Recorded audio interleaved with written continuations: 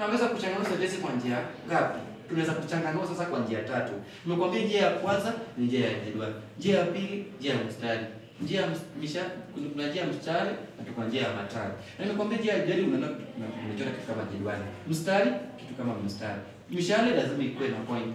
Then matawi ni kama branch. Matawi ni matawi tu kwa sababu unaona matawi. Tuna aina tatu za sentensi. Zenye tunachanganua sasa ziko na aina mbili. Tuko sentensi sahihi. Sentensi sahihi, sentensi yenye wazo moja. Sentensi yenye wazo moja.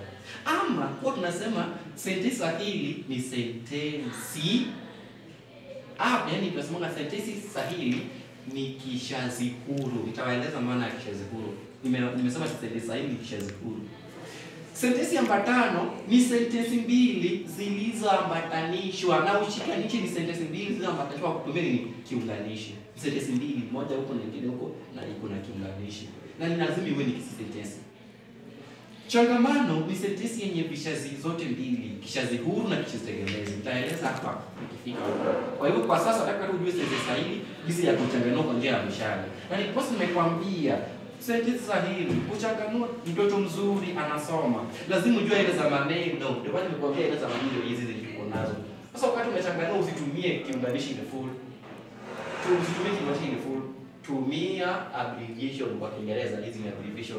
Usiseme ati kwa chemistry kulikuwa na kwa chemistry tunakuanga na sodium Na plus H2O R is equal to NaOH plus H2O. Hata kwa Kiswahili tumerudi hapo. Sasa usifikirie hiki kitu ile kwa chemistry gani. Kwa Kiswahili kuna hiyo. Sawa sawa. Kwa hivyo hizo ndio vitu tutumia hapa kuchanganua. Kwa hivyo nikisema njia ya mshale lazima tuonyeshe R.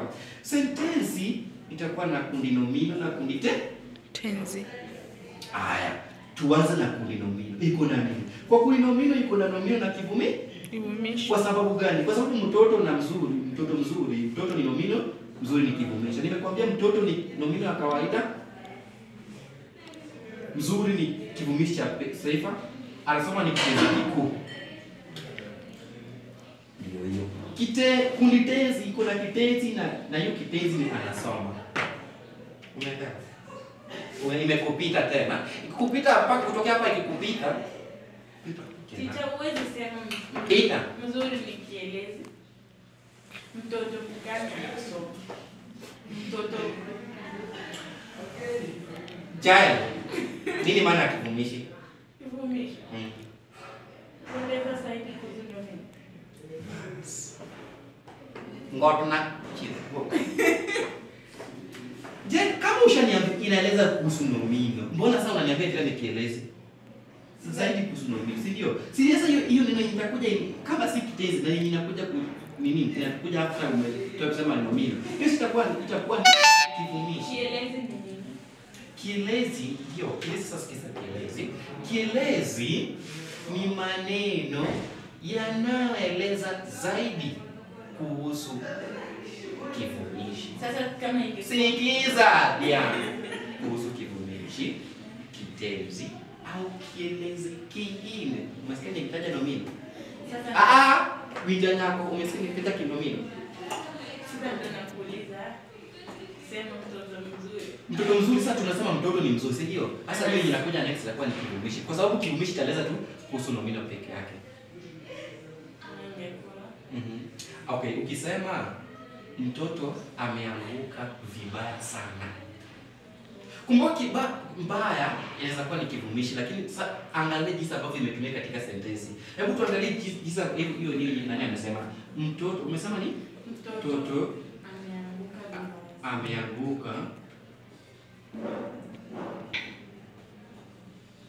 vibaya sana. Na nikisema kitabu kibaya kimepotea. Unajua hapa tuko na kibaya, si ndio? Hapa kibaya itakuwa kivumishi na hapa vibaya itakuwa ni kielezi. Kwa nini? Hapa inaeleza kuhusu nini? Kitabu, na kitabu ni nomino, lakini hapa inatueleza zaidi jinsi ambavyo alikuwa mtoto ameanguka. Alikuwa ameanguka vibaya. Kwa hivyo unaelezea zaidi kuhusu hiyo jinsi ambavyo huyu mtoto alianguka. Hiyo ni kitenzi anajaribu kutuelezea. Sasa hapa pia ni kielezi sana. Bado ni kielezi. Nimekwambia kielezi inaweza zaidi kuhusu kielezi kingine. Hiyo kielezi kingine imeeleza kuhusu vibaya lakini sana. Hali ya sana.